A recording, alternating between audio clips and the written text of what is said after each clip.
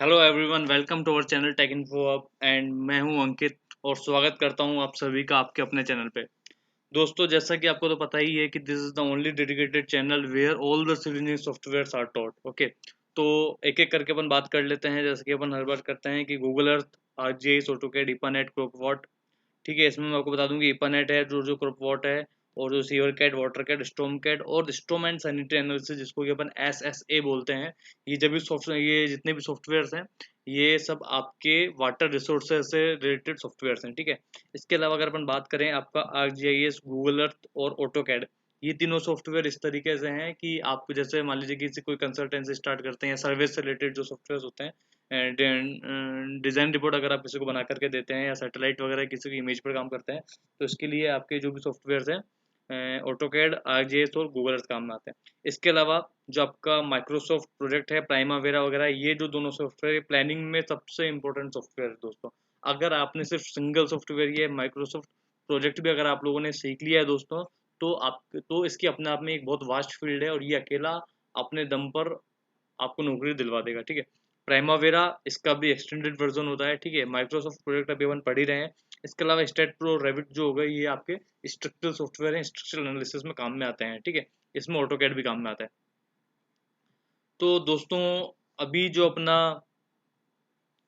आज का जो अपना लेक्चर है वो लेक्चर 5th है माइक्रोसॉफ्ट प्रोजेक्ट का। ठीक है, आज अपन सीखेंगे कि अपन ने जो टास्क शीट है वो अपन ने देख लिया था किस तरीके से करते हैं, और अब अपन देखेंगे कि जो रिसोर्सेज हैं वो अपन किस तरीके से असाइन करते हैं। ठीक है, तो आज से अपन सीखने वाले हैं रिसोर्सेज असाइन करना। ठीक है।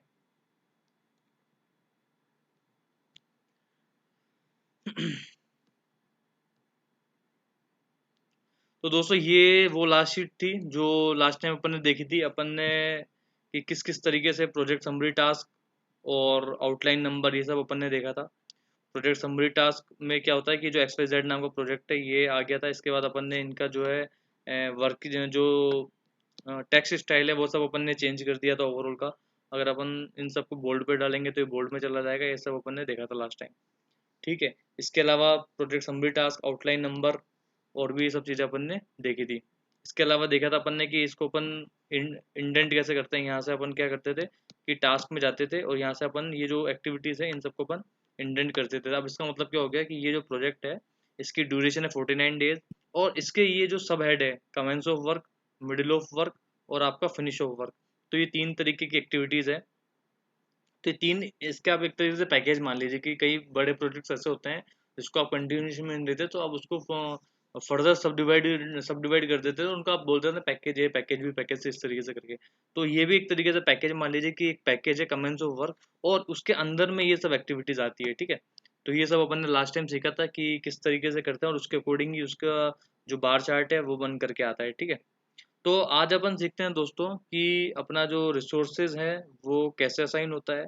ठीक है, और आप उसमें आगे कैसे कैसे क्या क्या चीज़ें इनपुट कर सकते हैं। तो सबसे पहले मैं आपको बता देता हूँ कि रिसोर्सेज कैसे असाइन होता है। सबसे पहले क्या करेंगे, आप इस व्यू में जाएंगे। देखिए, अभी जो व्यू है वो गैंट चार्ट का व्यू है, ये मैंने आपको बताया था। अभी आप जाते हैं मान लीजिए रिसोर्स शीट में, तो यहाँ से आपने रिसोर्स शीट पर क्लिक किया। ठीक है, उससे पहले मैं आपको बता दूं कि रिसोर्सेज कितने तरीके के होते हैं और क्या क्या किस किस तरीके से ये काम करते हैं। तो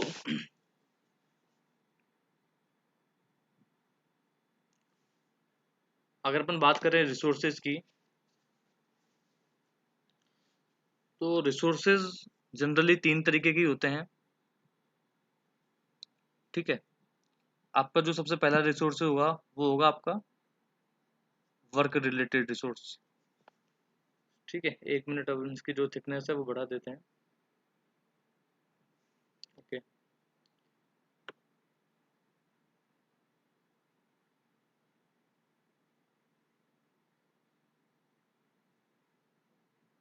ठीक है, आपके जो रिसोर्सेज हैं वो जनरली तीन तरीके के होते हैं। ठीक है, फर्स्ट जो आया है वो आया है वर्क, सेकंड है आपका मटेरियल, और थर्ड है आपका कॉस्ट। ठीक है, अब एक चीज समझने की है कि इन सब में क्या क्या आपके डिफरेंस होता है, कि वर्क जो रिसोर्स है वो किस तरीके से काम करता है, मटेरियल और पोस्ट रिसोर्स जो है वो किस तरीके से काम करता है। ठीक है, इसमें अगर अपन देखें वर्क में क्या आएंगे, जैसे आपके जितने भी मैन पावर है, मैन पावर मतलब आपका आपके एम्प्लॉयज भी हो गए, ठीक है, उसमें आपके वर्कर्स भी आ गए। तो दोनों तरीके की चीजें हो गई कि मान लीजिए आपका कोई इंजीनियर है, डिजाइन इंजीनियर, ठीक है, वो मान लीजिए 8 घंटे काम करता है, या कोई साइट इंजीनियर है या कोई प्लानिंग इंजीनियर है, जो भी है वो जितनी देर काम करता है तो उसके अकॉर्डिंग वो एक man power, that he is the man power of that project. तो वो जो रिसोर्सेज होगा वो आपका वर्क टाइप रिसोर्स कहलाएगा। इसी तरीके से मान लीजिए कोई लेबर है जो आपके मान लीजिए 10 घंटे काम करती है या 12 घंटे काम करती है, जितनी भी देर काम करती है, वो आपकी एक रिसोर्स हो गई। वो किस तरीके का रिसोर्स हो गया, आपका वर्क रिलेटेड रिसोर्स हो गया। ठीक है, इसके अलावा एक और होता है, मान लीजिए मशीन से आपकी क्या होता है, कई बार अपन मशीन्स भी हायरिंग पर लेते हैं। तो मशीन्स में क्या रहता है कि मान लीजिए कोई मशीन है, जेसीबी मान लीजिए आपने जेसीबी ले रखी है, तो जेसीबी का पर डे का क्या चार्जेस है या पर आवर का क्या चार्जेस है। इसका मतलब ये जो मशीन है ये भी आपने हायरिंग ली हुई है, तो ये भी आपका वर्क रिलेटेड हो गया। ठीक है, तो मशीन हो गया आपका, ठीक है, इसके अलावा मैन पावर हो गया। तो ये सब जो चीजें हैं ये सब आपका वर्क रिलेटेड रिसोर्सेज हो गया। ठीक है, बाकी और डिटेल में आपको जब पता लगेगा, समझ में जब आएगा, जब अपन शीट पे काम करेंगे। उसके अलावा अगर अपन बात करें मटेरियल की, ठीक है, तो मटेरियल में क्या है, आपके जितने भी कंज्यूमेबल्स हैं,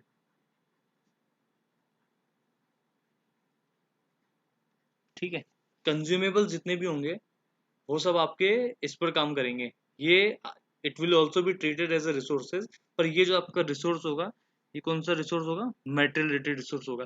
कंज्यूमेबल में जैसे मान लीजिए अगर आप बोलते हैं आपका सीमेंट है या कंक्रीट है या पाइप्स हैं, ठीक है, तो ये जो रिसोर्सेज होंगे ये सब आपके मेटेरियल रिलेटेड रिसोर्सेज होंगे। ओके, फिर आता है आपका थर्ड नंबर पे कॉस्ट। कॉस्ट में क्या है,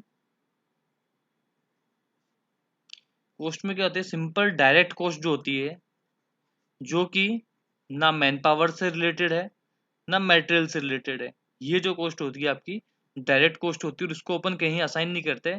इसको जब अपन अलोकेट करते हैं किसी एक्टिविटीज के साथ में, तो उसको अपन डायरेक्टली इसमें नोट कर देते हैं कि मान लीजिए इसमें कोई एक्टिविटी है जिसका, कोई एक्टिविटी है मान लीजिए जिसकी रेट है 5 लाख रुपीज, उसकी कॉस्टिंग आ रही है। ठीक है, ये सब मिला करके आपका मटेरियल भी मिला लिया और वर्क भी मिला लिया।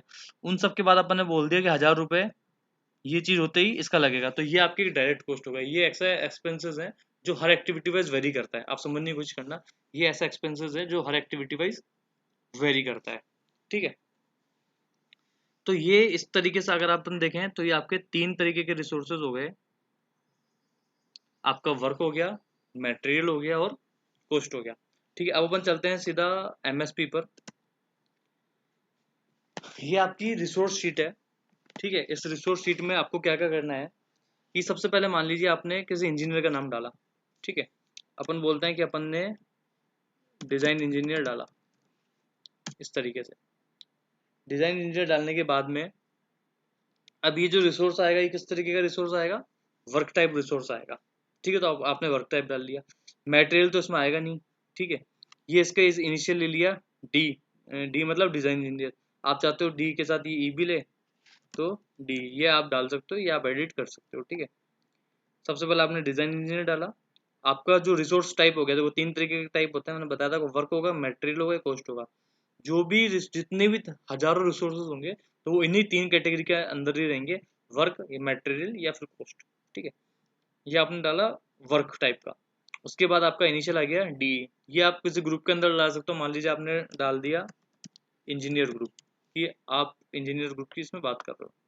अब देखना मैक्सिमम क्या होता है कि एक डिजाइन इंजीनियर जो अपन ने दे रखा है कि डिजाइन इंजीनियर मैक्सिमम कितनी देर काम करेगा, 8 घंटे काम करेगा।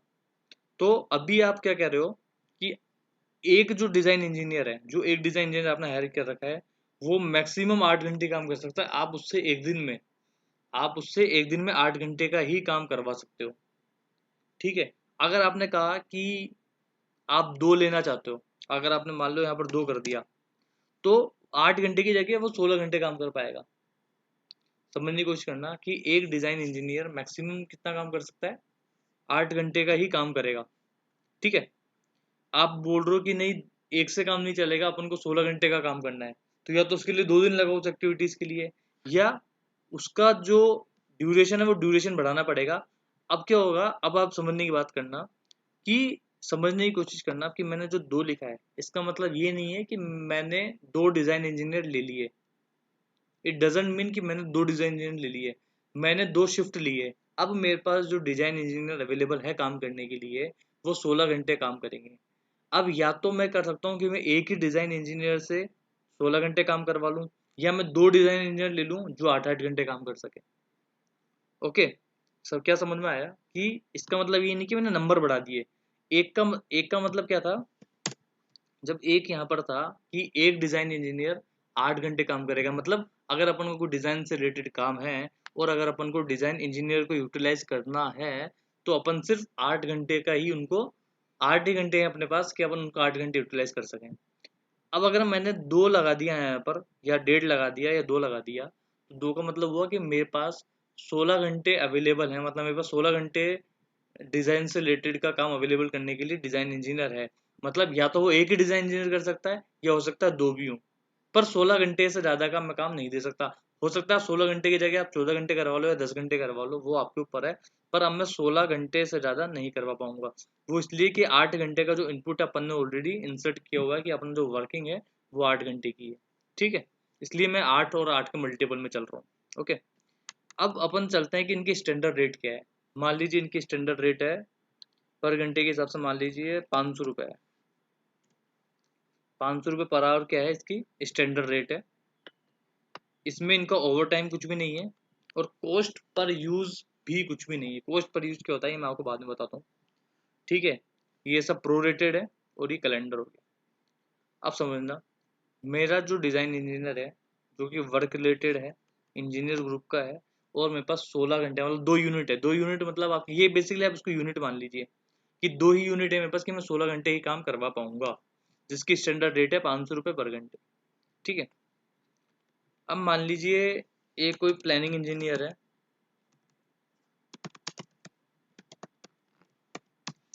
जो कि वर्क रिलेटेड है अगेन, इसको आप प्लानिंग इंजीनियर लिख दिए और ग्रुप सेम ही रहेगा, आपका इंजीनियर ग्रुप रहेगा।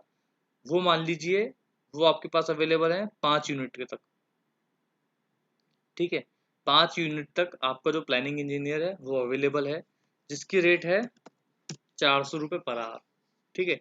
इसका ओवर टाइम कुछ भी नहीं है, आप डाल भी सकते हैं अपने हिसाब से। ठीक है। और कॉस्ट पर यूज अलग चीज़ है, वो मैं आपको बताता हूँ। ठीक है। वो बेसिकली क्या है कि वर्क में कॉस्ट पर यूज थोड़ा कम काम में आता है, पर मटेरियल में थोड़ा सा ज़्यादा काम में आता है। इसलिए मैं, जब मटेरियल अपन अभी पढ़ेंगे इसके जस्ट बाद में, तो अपन फिर ये पढ़ेंगे। ठीक है। ये हो गया आपका डिज़ाइन इंजीनियर, प्लानिंग इंजीनियर। मान लीजिए आपके पास लेबर है। ठीक है। लेबर भी वर्क में आएगी। लेबर्स का एल इनिशियल हो गया और इसको अपन ने डाल दिया वापस से कौन से ग्रुप में, लेबर ग्रुप में डाल दिया।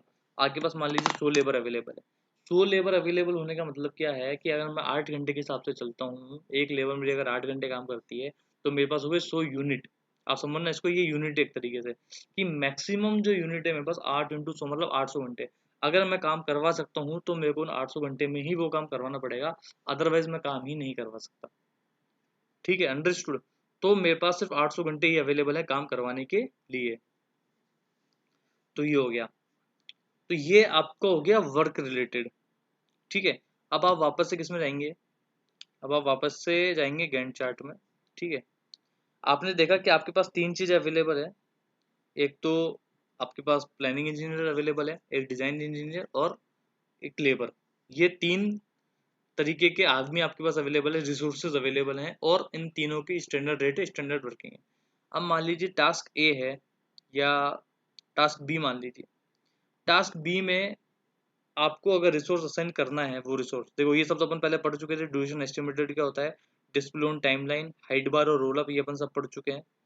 ठीक है, प्रीडिसेसर आपको पता ही है कि अपन पढ़ चुके हैं ऑलरेडी क्या होता है प्रीडिसेसर। अब आ जाइए अब रिसोर्सेज पे। ठीक है, रिसोर्सेज पे आपको मान लीजिए कि आपको कुछ असाइन करना है इस रिसोर्स पे। टास्क बी है, टास्क बी में क्या चाहिए आपको कि आपको डिज़ाइन इंजीनियर एक लगेगा। ठीक है, दूसरा आपको एक प्लानिंग इंजीनियर लगेगा, और तीसरा आपको मान लीजिए लेबर लगेगी। ठीक है, इस एक्टिविटी को कंप्लीट, पर्टिकुलर टास्क बी को कंप्लीट करने के लिए मेरे को ये सब रिसोर्सेज रिक्वायर्ड है या मैंडेटरी है। तो इसमें आपने क्या किया कि डिज़ाइन इंजीनियर एक बोल दिया आपने कि प्लानिंग इंजीनियर मुझे 2 चाहिए, और रिसोर्स लेबर बोल दी मुझे 10 लेबर चाहिए इसके लिए।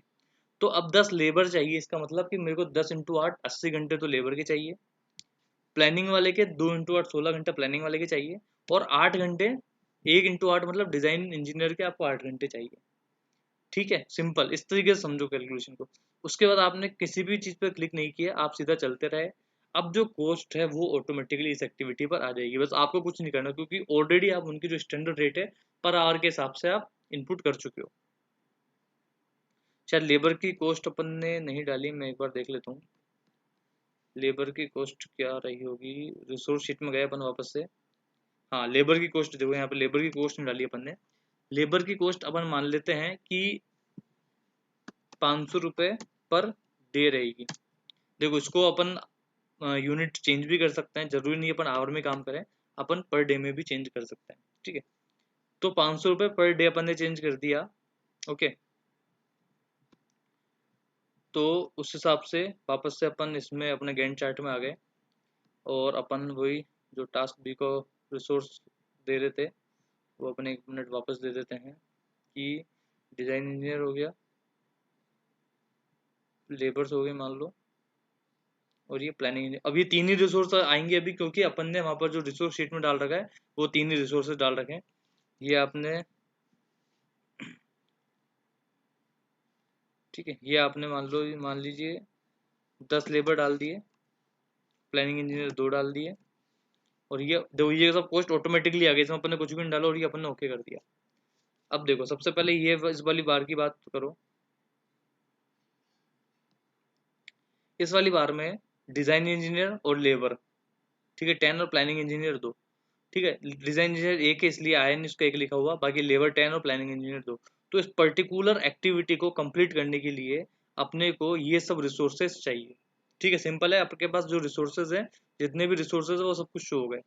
अब इसके बाद पता लगेगा कि इनकी कॉस्ट किधर आ रही है। इसका मतलब तो ये हुआ कि अपन को जो कॉस्ट है वो बार बार रिसोर्स शीट में देखनी पड़ेगी, लेकिन ऐसा नहीं है। यहाँ ऐड न्यू कॉलम है, इसमें आपने डाला कॉस्ट। ठीक है, कॉस्ट पे आपने जैसे ही क्लिक किया, अब समझना मेरी बात को, जैसे ही आपने कॉस्ट पे क्लिक किया तो इसकी इस पर्टिकुलर एक्टिविटी की कॉस्ट आ गई कि ये जो एक्टिविटी है, इस एक्टिविटी को कंप्लीट करने के लिए हमारे को 46,200 रुपीज़ चाहिए।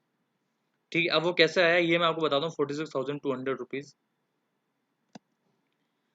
अपन ने क्या बोला उसमें कि अपने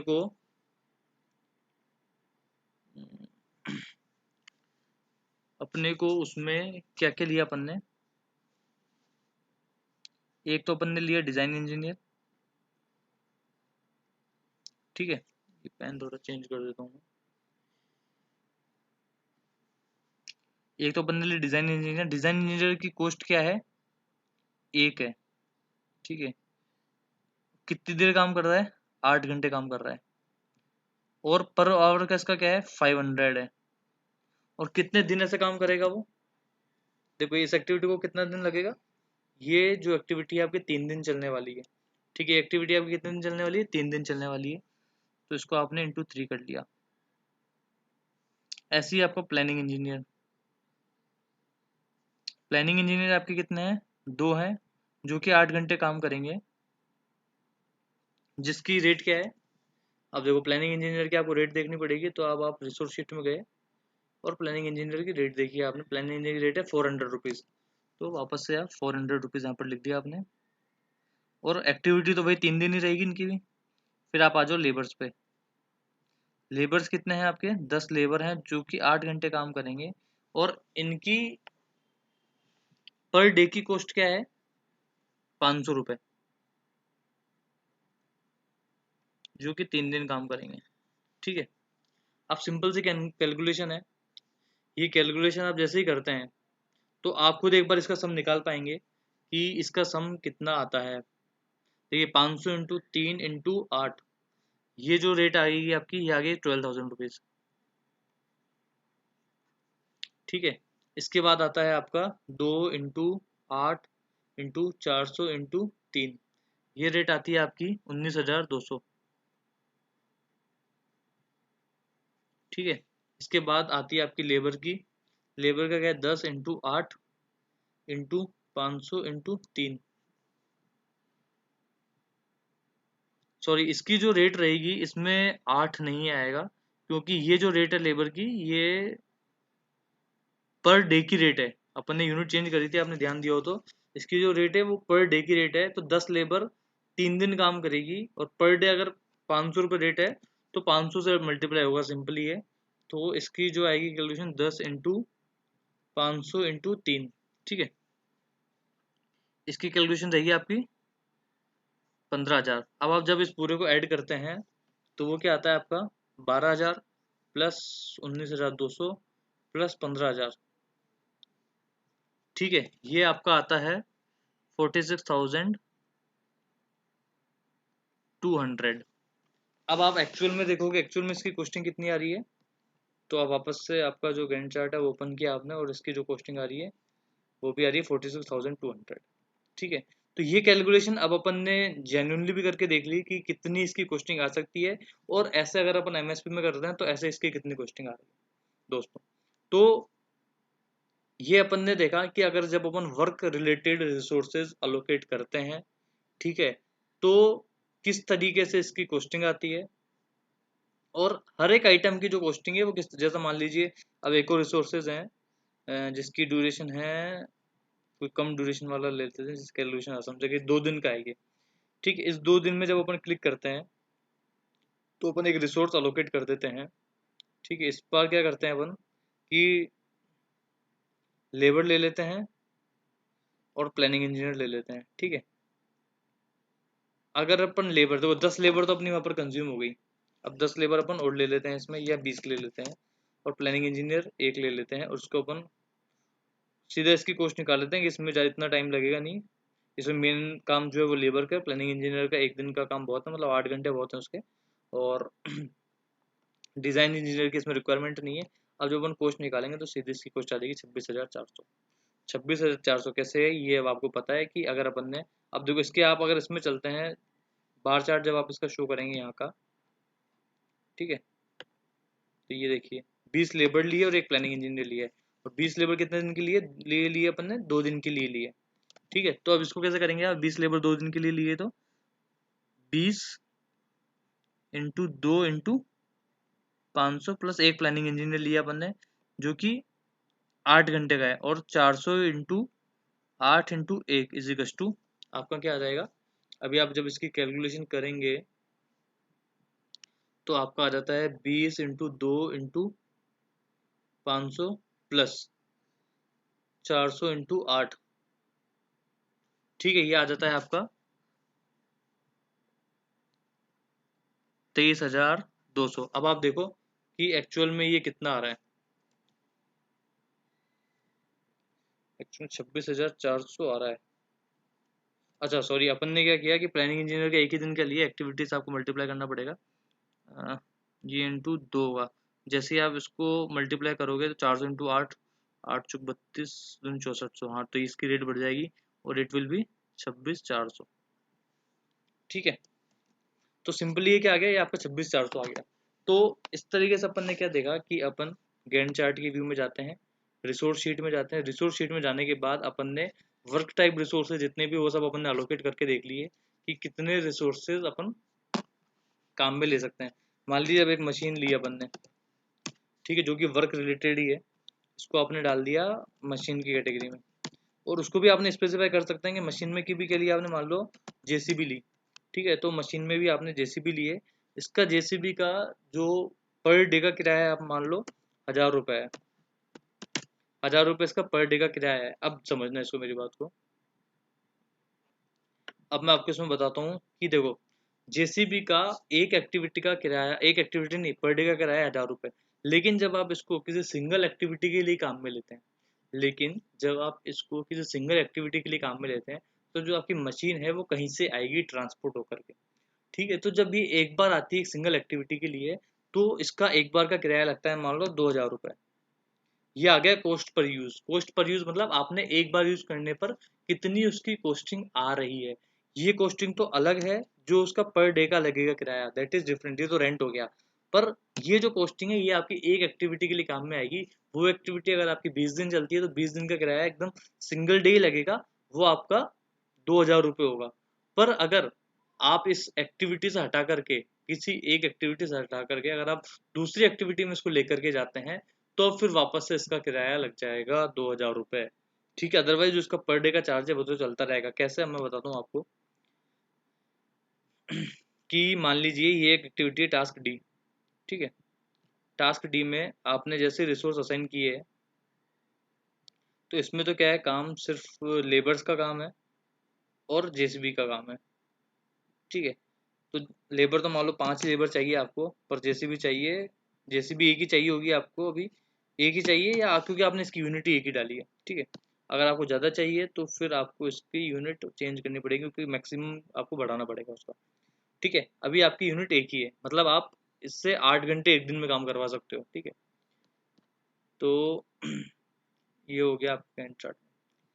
अब आपने यहाँ पे डाला कि 5 लेबर हो गई और एक जेसीबी हो गई, इसकी जो कॉस्टिंग कितनी आ गई, 16,000 रुपये सिंपली आ गई। कैसे आ गई, अब ये तो आप वैसे ही कर सकते हो कि 4 दिन की लेबर चाहिए, और कितने लेबर लिए, 5 लेबर लिए, एक लेबर की रेट क्या है, 500 रुपये। तो आपका पर डे का कॉस्टिंग क्या आ जाएगी, 5 × 500। ठीक है, 5 × 500 तो एक दिन की कॉस्ट आई है, मतलब 2500 रुपये एक दिन कॉस्ट है। 4 दिन कॉस्ट की आ गई आपकी 10,000 रुपये। 10,000 रुपये आपकी लेबर की कॉस्ट आ गई। जेसीबी का किराया कितना है आपका, एक दिन का 1000 रुपये है, तो 4 दिन का कितना हुआ, 4,000 रुपये। तो 4,000 प्लस 10,000 रुपये आपका इसका लेबर का, तो 10,000 14,000 रुपये। लेकिन यहाँ 16,000 कॉस्ट क्यों आ रही है, क्योंकि आपने जो रिसोर्स शीट है उसमें डाला है कि जिसका जो कॉस्ट पर यूज है दैट इज 2,000 रुपीज। सिंपल है। अब मान लो आप डाल देते हो कि अभी जेसीबी एक ही है, पर आपने बोला कि नहीं मुझे तो इस एक्टिविटी में ही, इस एक्टिविटी में मान लो कोई दूसरी एक्टिविटी आ गई जी। ठीक है, जिसमें आपने जो रिसोर्सेज का नाम है वो एक जेसीबी और डाल दिया। ठीक है, अब यहाँ जेसीबी आ तो जाएगी, इसकी कॉस्टिंग आ रही है 7,000 रुपये। 7,000 रुपये क्यों आ रही है, पहली बात तो क्यों आ रही है, क्योंकि ये एक नई एक्टिविटी है, और हर बार जब आप एक नई एक्टिविटी में जेसीबी को यूज करोगे तो उसकी जो कॉस्ट पर यूज है दैट इज 2,000 रुपीज, क्योंकि उसकी शिफ्टिंग का चार्जेस है, कुछ भी चार्जेस आपने मान लिया। इसके अलावा जेसीबी का पर डे का किराया 1,000 रुपये, तो 5 दिन का 5,000 रुपये, 5 × 2 7,000 रुपये एक हो गया। लेकिन अब क्या, एक जेसीबी आपने इधर यूज करी, एक जेसीबी आपने इधर यूज करी, तो आपके पास क्या सफिशिएंट यूनिट अवेलेबल है। अगर सफिशिएंट यूनिट अवेलेबल है तो अच्छी बात है, नहीं है तो दिक्कत वाली बात है। ठीक है, यहाँ अब देखो, आप समझना, यहाँ पर कोई भी साइन नहीं आया, जबकि यूनिट तो एक ही थी, एक दिन में एक बार ही जैसे भी यूज होनी थी, पर यहाँ कोई साइन नहीं आया। जबकि अगर अपन देखो, साइन क्यों नहीं आया वो मैं आपको बता देता हूँ। वो इसलिए नहीं आया कि एक दिन में जेसीबी 8 घंटे काम में आएगी। 10 जून से लेकर के 14 जून तक जेसीबी काम आ रही थी। ठीक है, तो एक ही एक्टिविटी में काम आ रही थी। अगर अभी इस एक्टिविटी को मैं, इसका मैं प्रीडिसेसर अगर अभी मैं चेंज कर दूं और इसको मैं लिख दूं कि जब टास्क डी स्टार्ट होगा तभी टास्क ई स्टार्ट होगा। अभी क्या है कि 10 से 14 इस एक्टिविटी में स्टार्ट काम आई जेसीबी, इसके बाद 15 से 19 इस एक्टिविटी में काम हुई, मतलब ओवरलैप ऑफ डेज नहीं आया। ठीक है, लेकिन जिसमें ओवरलैप ऑफ डेज है, ओवरलैप ऑफ डेज देखो किसमें है, इसमें ओवरलैप ऑफ डेज इसमें है। ठीक है, अगर मैं डाल दूं, नहीं यहाँ, लेकिन इसमें और फिर इसमें भी ओवरलैप ऑफ डेज होना चाहिए। ठीक है, मान लीजिए मैं इसमें डाल देता हूँ कि 5SS। ठीक है, तो अभी क्या होगा, अभी इनमें ओवरलैप ऑफ डेज हो गया कि 10 से 14 जेसीबी इसमें भी चाहिए और 12 से 17 इसमें भी चाहिए जेसीबी। ठीक है, तो अब अगर अपन रिसोर्स शीट में जाके देखते हैं तो ये एक तरीके का इंडिकेशन देगा कि आपके पास जो रिसोर्स है वो सफिशिएंट नहीं है हर एक्टिविटीज को सेटिस्फाई करने के लिए, क्योंकि आपकी जो जेसीबी है आपके पास एक ही है और आपको उसकी जो यूनिट है वो बढ़ानी पड़ेगी। जैसे ही आप इसकी 2 यूनिट करते हैं, ठीक है, तो अब देखिए 2 यूनिट करते ही जो जेसीबी है, जो रेड कलर आ रहा था वो उसको हट गया, क्योंकि यहाँ जो है आपकी अभी जो डेज ओवरलैप हो रहे थे, अब आप भले ही इस एक्टिविटी में भी जेसीबी को यूज कर सकते हैं और इस एक्टिविटी में भी जेसीबी को यूज कर सकते हैं, क्योंकि अब आपके पास पर डे 16 आवर्स जेसीबी के हैं। तो आप 8 आवर्स इसमें यूज करिए और 8 आवर्स इसमें यूज करिए। So this is the plan कि आप किस तरीके से रिसोर्स अलोकेट करते हैं, किस तरीके से आप एक्टिविटी वाइज रिसोर्सेज डालते हैं, ये सब चीजें आपको देखनी होती है। ठीक है, तो दोस्तों उम्मीद करता हूँ आप सबको ये चीज़ समझ आई होगी किस तरीके से अपन ने जो वर्क रिलेटेड रिसोर्स है ये असाइन किया। ठीक है, इसके बाद किस तरीके से अपन ने उसकी पोस्टिंग करी है और किस तरीके से अपन ने इसमें टास्क शीट में इसको शो किया है। अगर आपको वीडियो में किसी भी तरीके की कोई भी इंक्वायरी है तो आप प्लीज़ andrashi.developers@gmail.com पर आप हमें लिख सकते हैं। ठीक है, और इसके अलावा आप हमारा जो ग्रुप है टेलीग्राम का सिविल इंजीनियर सॉफ्टवेयर, उस पर भी आप ज्वाइन करें। ज्वाइन करने के बाद आपको जितने भी अलग और भी तरीके के सॉफ्टवेयर हैं, कोई और क्वेरी आएगी तो आप सीधा टेलीग्राम पर भी डाल सकते हैं। पर आपको ये सब चीज़ें खुद को प्रैक्टिस करनी पड़ेगी। अनटिल अनलेस आप खुद प्रैक्टिस नहीं करोगे और अगर फ़ोन में या सिर्फ लैपटॉप में वीडियो देख करके ही काम चलाएंगे कि हाँ चलो हमारा काम हो जाएगा, तो वो नहीं समझ आएगा अनटिल अनलेस आप खुद प्रैक्टिस नहीं करेंगे। यहाँ सीधा ओपन ऑफर है, सब चीज़ें खुली है कि आप सीधा हमारे को मेल करिए किसी भी तरह की कोई भी क्वेरी है, या आप हमारे ग्रुप को टेलीग्राम ग्रुप को ज्वाइन करिए। बशर्ते कि आपको खुद को ये सब चीज़ें समझनी पड़ेगी। Okay, so thank you very much.